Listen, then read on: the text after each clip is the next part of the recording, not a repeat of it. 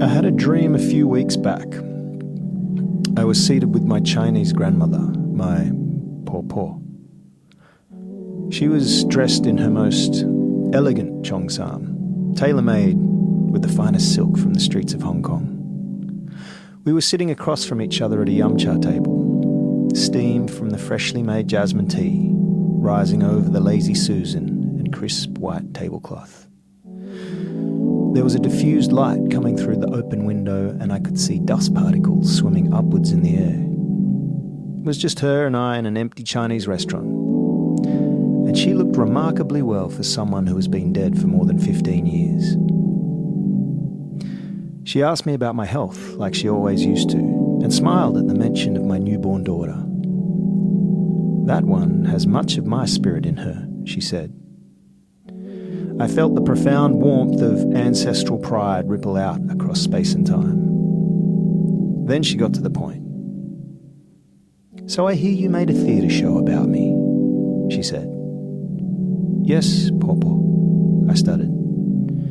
"I hear it was musical theatre, and you were, how do they say, rapping about your Chinese heritage?" "Yes, Pawpaw." "I hear you told everyone our family secrets." "Yes, Pawpaw."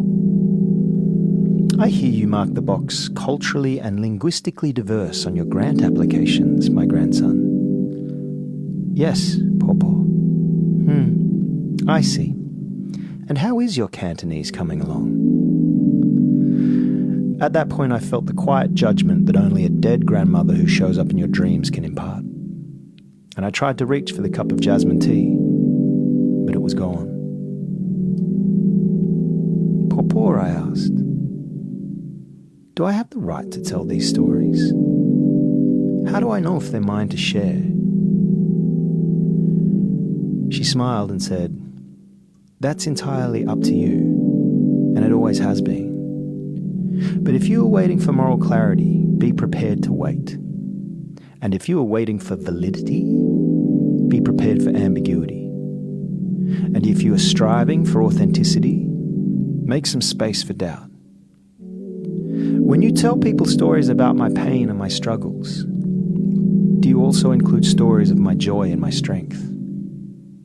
I try, Pawpaw. When you claim your place at my side and at the side of those who came before me, do you acknowledge your privilege, your bias, and your own unique context? I try, Pawpaw. She smiled in the dream, which in hindsight was actually my subconscious pausing for dramatic effect.